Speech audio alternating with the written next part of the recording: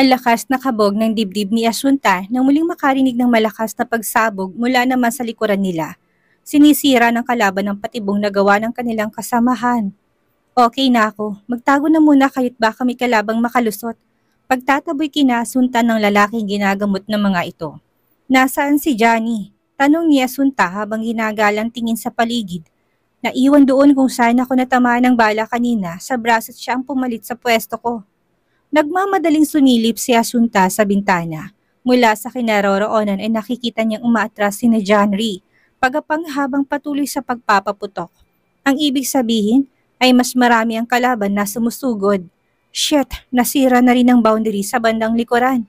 Report mula sa radyo, mabilis na kinuha ni Asuntang radio na sundalong sugatan at kinamusta si John Rhee.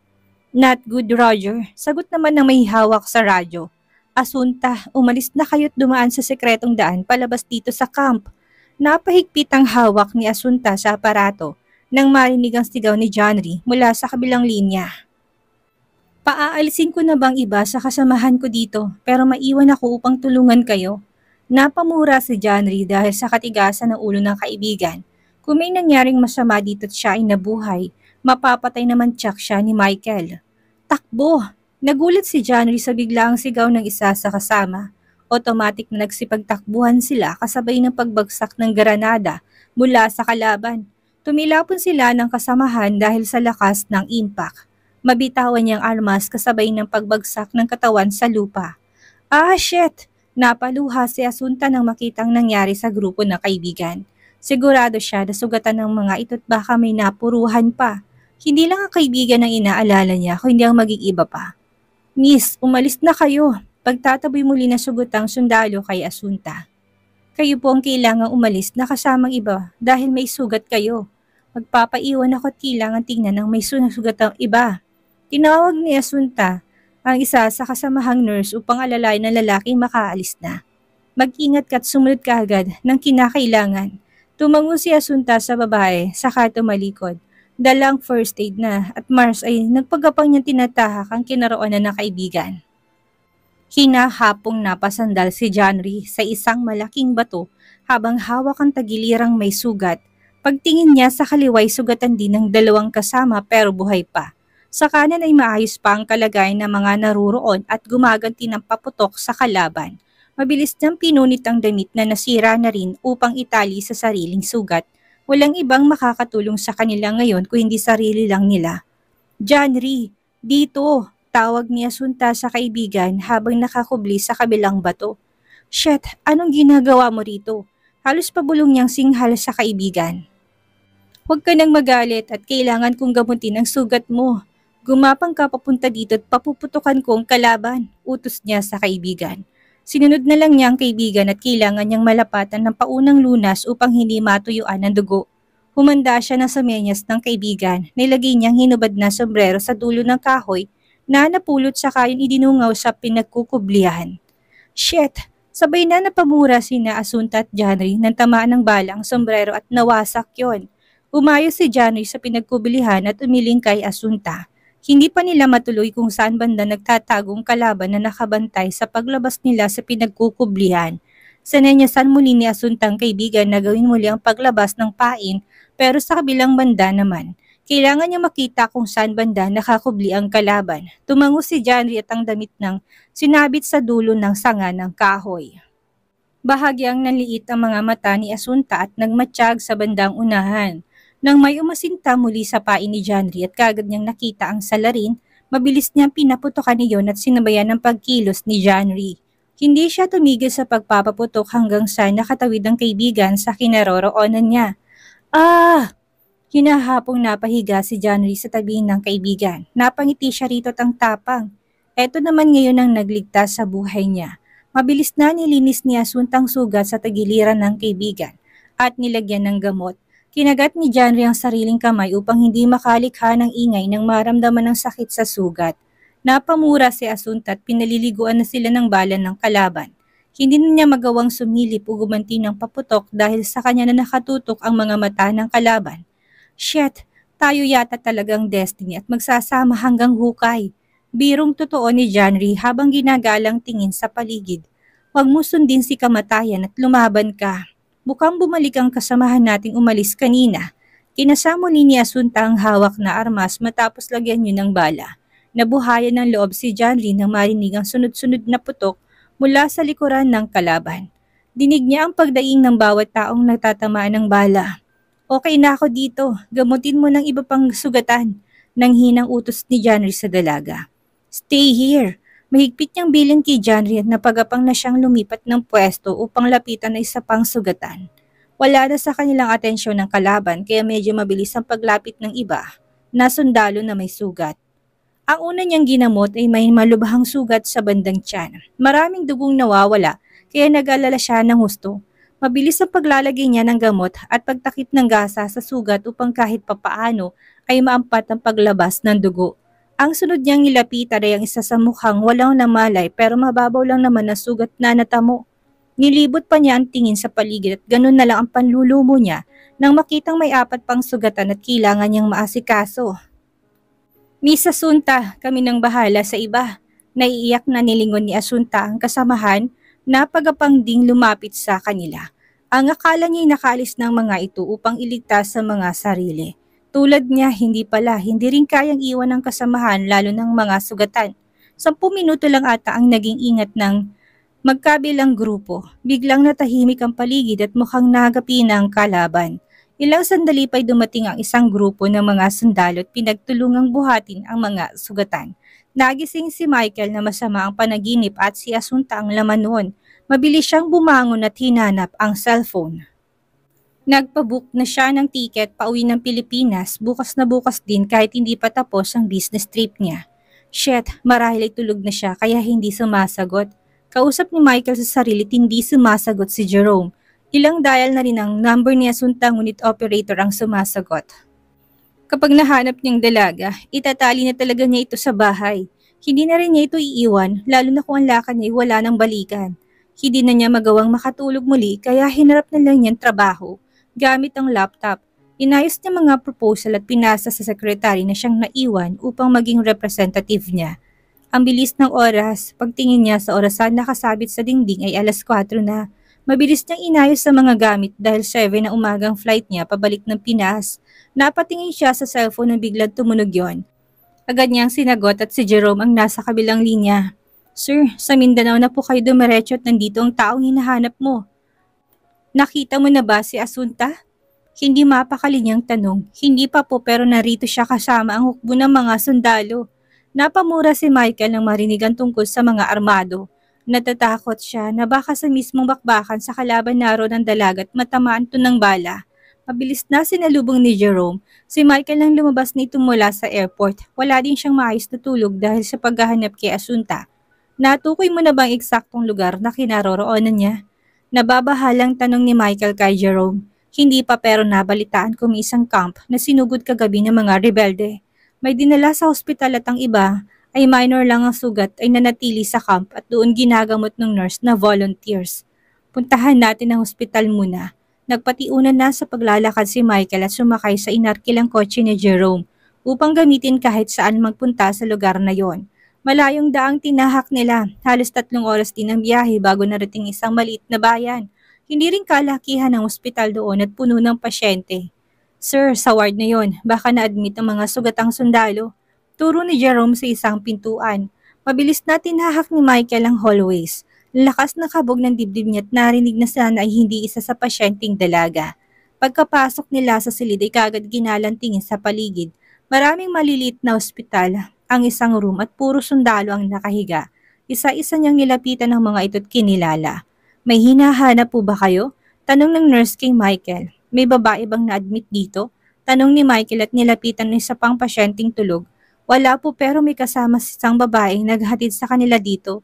Tukoy ng nurse sa mga sundalo. Mabilis na inilabas ni Michael ang phone at pinakitang larawan sa nurse.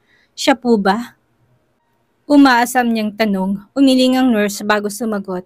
Hindi po sir. Sure ka? Volunteer nurse siya at narito siya ngayon sa lugar niyo. Pangungulit ni Michael. Sa kanya po kayo magtanong at baka mamukhaan niya. Turo ng nurse sa isang lalaking pasyente na mukhang nagising dahil sa ingay. Tuluyang nawalang antok ni John Lee nang mapatingin sa mga nag-uusap. Mabilis nang ipinikit muli ang mga mata nang ituro siya ng nurse. Halos malaki ang mga mata ni Michael nang makilala si Janry. Mabilis niyang nilapitan at sinuri ang muka. Shit, ano nangyari sa'yo? Napilitang magmulat muli ang mata si Janry at pilit na ngumiti. Eto, muntik nang humarap kay San Pedro at minalas kagabi. Biro niya. Ano nga palang ginagawa niyo dito? Tumingin din siya kay Jerome. Nasaan si Asunta? Pagalit na tanong ni Michael. Hey, hindi ko kasalanan kung bakit siya nakarating dito. Defensive na tura ni Janry. So nandito nga siya. Ayos lang ba siya? Saan ko siya makikita? Hindi magkamayaw na tanong ni Michael. Pumalatak si Janry at napagkanulunan niyang kaibigan. Dapat itatanggi niyang naroon nga si Asunta at nakasama niya sa camp. Ngunit uli na't hindi na mababawi ang sinabi. Ayos lang siya at huwag kang mag-alala dahil secured ng area na kinaroroonan niya ngayon. Shit, bakit mo siya iniwan doon at tinayaang pumasok sa ganitong delikadong operasyon? Singhal ni Michael sa lalaki. Teka, huwag ka sa aking magalit at pasyente ako dito. Pinakita pa niyang braso na may benda dahil nagkaroon din ng sugat. Bumangon ka na riyan at malayo yan sa bitukat. Samahan mo ko sa camp ninyong yan. Galit pa rin mando ni Michael kay Janry. Pambihira, namamahinga ang tao reklamo ni Janry. Sa totoo lang ay pwede naman siyang manatili lang sa camp nila pero mapilit ang kaibigan niya at sinama siya roon sa mga ana-admit. Tinulungan ni Jerome na makabangon si Janry. Nakausap niyang nurse na sinabi nitong hindi naman masela ng kalagayan ni Janry. Maaari itong lumabas anytime at sa bahay na magpagaling. Iniksikaso ni Michael ang bill ni Janry at sinama na rin niyang iba pang sundalong ni Iwan bilang tulong. Binili niya raw na siyang gagastos. Kailangan nilang isama si Janry papuntang camp at hindi sila papapasukin doon ng ganun na lang at hindi sila kilala. Pagod na naupo si Asunta sa matigas na upuan, nayari sa kawayan, matapos malinis ang gasgas na sugat ng mga sundalong nakatukang alagaan niya. Wala siyang maayos na tulog kaya ganun ang nararamdaman niya. Pipikit na sana siya na nakaupo lamang ng may kumatok. Ngumiti si Janry sa kaibigan na halatang nagulat. Nilingon na niya muna ang naiwang sa isang tent bago pumasok sa loob ng kubo. Bakit narito ka? Hindi bang sabi ko sa'yo ay manatili ka lang na muna sa ospital? Galit na sita ni Asunta sa kaibigan. Napakamot si Janry sa batok. May dumating kasing istorbo sa pamamahinga ko kaya ako nandito. Unti-unti nangunot ang noon ni Asunta at kinabahan. Nang sumilip ang kaibigan sa malit na siwang ng bintana, ay napagaya siya dito. And there, kitang-kita niya madilim na aura ng mukha ni Michael habang nakatayo sa gitna na nakatayong tent. Mabilis siyang nagkubli kahit hindi naman siya nakikita ng binata. Anong ginagawa niya rito? Paano niya nalamang nandito ako? Walang imposible sa taong nagmamahal, lalo na kung may perang gumagalaw. Sarkastikong tugon ni Janry sa kapagod na naupo sa tabi na kaibigan. Ang alam ko, sasundo na raw siya pabalik. Ano bang gagawin ko ngayon? Namumroblemang tanong ni Asunta. Hindi yan aalis ditong hindi ka kasama. Ang mabuti pa, mag-usap kayo at mukhang inaayos na niya si Sergeant. Ani Janry habang nakatingin sa siwang ng bintana, napabuntong hininga si Asunta. Wala na nga siyang magagawa kundi harapin ang binata. Tss, halos kainin ako niya ng buo kanina at isinisi kung bakit ka nandito. Kapag nakita yung sugat mo sa braso at tuhod ay tsak na lalong magagalit yon. Napatingin si Asunta sa sugat niya, hindi maiwan na magkaroon siya ng galos dahil gumapang nga siya kagabi. Mabuti na lang at maliwanag ang solar na ilaw sa paligid ng camp nila, kaya hindi siya nahirapan ng paggapang. Kahit pantalon na suot niya, napunit yun kaya nagkasugat. Mabilis niyang ibinaba ang maluwag niyang suot na pantalon upang itagong sugat na may bandage. Sa braso lang talagang hindi niya maitago. Kailangan pa kitang samahan dito habang kausap siya? Pabirong tanong ni Janry. Bago tumayo, salamat. Subukan ko siyang kumbinsihin na hayaan na muna ako dito. Malabong mangyari ang naisip mo. Inis na inirapan niyang kaibigan at hindi nakakatulong sa kanyang sinasabi nito. Sa totoo lang ay kinakabahan siyang humarap kay Michael. Mukhang mas haggard pa itong tingnan kaysa sa kanya ngayon. Halatang wala rin tulog ang binata at gulo ng buhok. Nakipagkamay si Michael sa isang officer na may mataas na ranggo sa naturang hukbo at nagpasalamat. Mag-usap na lang kayong dalawa ng maayos. Kung ano man ang magiging desisyon ni Miss Asunta ay igagalang natin. Salamat po, sir. Bahagyapang ko si Michael upang magbigay galang sa Ginoo. Matapang ang girlfriend mo at buong loob na sumuong sa gyera. Malaking tulong din siya dito lalo na't mga nasugatan. Kung sakaling sasama siya sa iyo pa uwi, pagbigyan mo sana ang hiling ko na ilang araw na muna dito upang tumulong sa paggamot sa sundalong may sakit at sugat. Makakaasa po kayo, sir. Labag sa loob na sang-ayon ni Michael. Narito na pala siya. Menuestra ng Ginoong Dalagang lumabas na sa kubo. Mabilis na sinalubong ni Michael ang dalaga at niyakap to ng mahigpit. Thanks God at okay ka lang. Napangiti si Asunta at mukhang hindi naman galit ang binata. Gaganti na sana siya ng yakap dito na bigla tong bumitaw sa kanya. Ano nangyari sa braso mo? Muling dumilim ang mukha ni Michael habang natitigto sa braso ng dalaga. Kaunting galos lang naman ito kaya huwag ka mag-alala. Siya nang yumakap muli sa binata. Ang mabuti pa, mag-usap na muna kayo nang maayos sa loob at kapag dito'y baka maraming mainggit at gustuhin na ring umuwi, biro ng sergeant. Nahihiyang hinila na ni Asunta sa kamay ang binata at sinama sa loob ng kubo. Tama lang din palabas na si January. Mag-usap ng mahinahon na at hindi mag-awi at kubo lang ang bahay dito.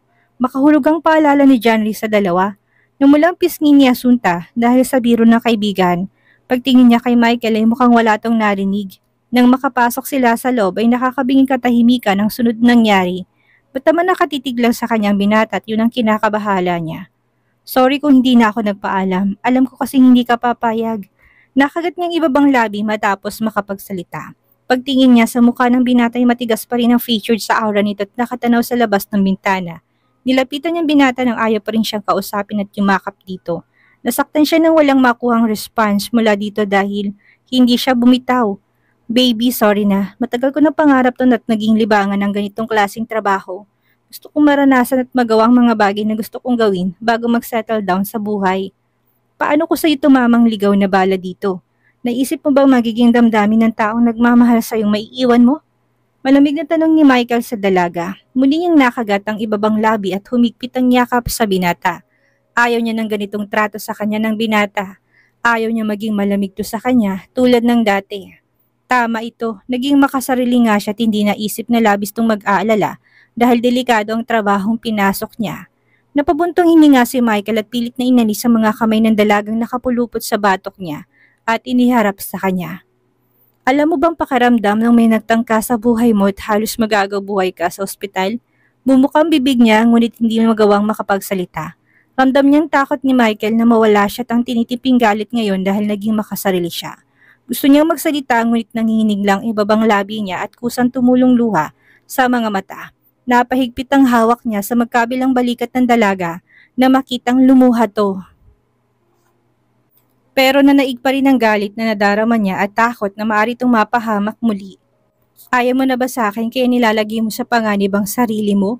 Mabilis siyang umiling at nakikiusap ang mga titig niya sa binata. First time niyang makitang ganitong binata at galit na galit. Kung sa kanya ba hindi siya matanggap? Tama nga ito, naging makasarili siya at hindi naisip ang nararamdaman ng mga taong nagmamahal sa kanya. Kung sakaling mamatay siya sa camp na ito, kahit para na lang sana sa ina mo na tangi ikaw lang ang kayamanan sa buhay niya. Lalayuan kita ko ang dahilan mo, hindi ako worth it na paglaanan ng oras at natigil siya sa pagsasalita na magkaroon na ng tunog ang iyak ng dalaga. Please, I'm sorry. Hindi na mauulit at sasama na ako sa'yo. Huwag ka nang magalit at ayaw kong iwan mo. Gusto ko lang din namang may mapatunayan sa sarili upang maging karapat-dapat sa'yo. Kaya ako nandito ngayon. Silly. Pagalit na kinabing niyang katawan ng dalaga at niyakap yon. Nang mahalin mo ko, hindi sinukuan ay sapat na yun upang mahalin din kita. Hindi ko kayang mawala ka pa sa buhay ko kaya sana, huwag mo nang ilagay sa kapahamakan ng sarili mo. Umiiyak na tumango siya sa binata bago sinubsob ang mukha sa matigas nitong dibdib. Ngayon niya naramdaman ang kahinaan at naramdaman niya lang yun kay Michael. Humugot ng malalim na hininga si Michael at tinaplos ang buhok ng dalaga. Agad na walang galit na naramdaman niya tampo dito. Hindi niya kayang tikisin to ng matagal. Alright, stop crying at baka kung anong isipin ng mga tao sa labas kapag nakita kang umiiyak. Basa pa rin ang pisngi dahil sa luha na mag-angat siya ng muka.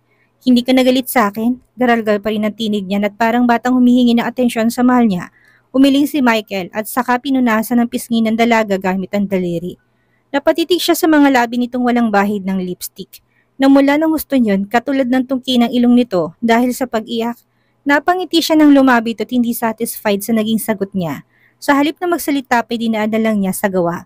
Kusang pumikit ang mga mata niya nang lumapit ang mukha sa kanya ng binata. Alam niya kung anong susunod nitong gagawin at tinintay niya yon sa halip na umiwas. Tuluyang natunaw ang galit sa puso niya nang lumapit ang bibig sa malambot na labi ng dalaga.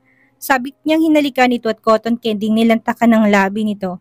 Michael, baby, pautos niyang pagtatama sa pagtawag sa kanya ng dalaga bago pinagapang ang halik sa leeg nito. Nakagat niyang gilid ng labi upang supilin ang ungol na nais kumawala sa lalamunan niya. Ang likod na rin kasi ng palad ng binata. Mukhang nakalimot agad ito kung nasaan sila. Dalawang kamay na nitong dumadama sa dibdib niya at ang labi nasa puno na nun. "Baby, I miss you," he whispered in husky voice. "I miss you too, but please stop." May kasamang ungol na aniya at pilit na inaangat ang mukha ng binata. Salubong ang mga kilay na pinakatitigan ng dalaga at halatang nabitin ng binata. "Why? Baby, nasa camp tayo't maraming tao sa labas." Nilambing ng binata at pinsadahan ng hilalaki ang gatlasan noon ito. Napamura si Michael at naihilamos ang palad sa sariling mukha ng matauhan. Nawala talaga siya sa katinuan habang nag-init ang katawan. "Anong gagawin ko na dito?" Gustong matawa ni Asunta sa binata na makita ko saan to nakatingin at ang pinoproblema. Parang may tent kasing nakatayo sa pagitan ng mga hita nito. Hindi niya na rin alam kung paano pakalmahin iyon. Kapag hinawakan niya to ay tsak na lalo yung maninigas. Shit, tumayo si Michael at pinamulsa ang kamay at pocket ng suot na trouser. "Ang mabuti pa, lumabas ka na at magpaalam sa kanila. Susunod ako kapag kumalma na to." Tukoy niya sa kanyang pagkalalaki. "Are you sure? Hindi mo na ako kailangan?" Nanunukso niyang tanong sa binata at hindi napigilan ng mga matang napatitig sa nagyayabang nitong pagkalalaki. Nakakatukso, ang sarap hawakan at damin, saka, "Shit baby, please stop being naughty. Lumabas ka na habang nakakapagpigil pa ako." Parang takot na nagmamadali na tumalikod si Asunta. Binibiro lang naman niya ang binata, ngunit hindi pala nakakatulong. Nagalit ba siya ng husto? Nag-aalalang tanong ni Janice sa kaibigan na mapansin ng parang natakot na dalaga. Wala sa sariling napatango si Asunta bago lumingon sa kubo kung nasaan si Michael. "Sinaktan ka niya?" Tonong nagagalit na rin si Michael, lalo na mapansin ang pamumula na pisngi ng dalaga. "Ha?" Wala pa rin sa sariling sagot niya sa kaibigan at nagtatakang tumingin dito. Napatikim si Jerome at sumabat. Hindi magawang saktan niya ni Sir Michael, sakalang parang natauhan si Asunta at lalong namula ang pisngi. Ibang ulo naman kasing nasa isip niya na galit sa kanya. Pumalatak si Johnny nang maintindihan ng nadarama na kaibigan. "Kailan ang alis niyo?" Pag-iiba na lang niya sa paksa. "Magpapaalam na muna ako kay Sergeant." Hindi siya makatingin ng tuwid sa kaibigan. "Huwag mo kong alalahanin dito at magdodoble, ingat na ako. Isa pa, walang iiyak na babae kapag namatay ako." Inis na inampas niya sa balikat ng kaibigan at hindi natuwa sa biro nito. "Kapag namatay ka dito, hindi na kita kaibigan pa." Natatawang lumayo si January sa kaibigan. "Eto naman, nagbibiro lang. Huwag kang mag-alala at magnininong pa ako sa anak niyo. Pare, abay muna sa kasal nila." Pagtatama ni Jerome sa binata, nakangising tinuro ni January si Jerome. "Tama ka, salamat sa paalala at sinaktan mo lang ang puso ko." Napangiti na lang din si Asunta. Dahil sa kakulitan ng kaibigan, parang wala lang nangyari dito kagabi at malakas na rin. Natigil sila sa pag-uusap nang ipatawag na siya upang kausapin tungkol sa magiging desisyon niya.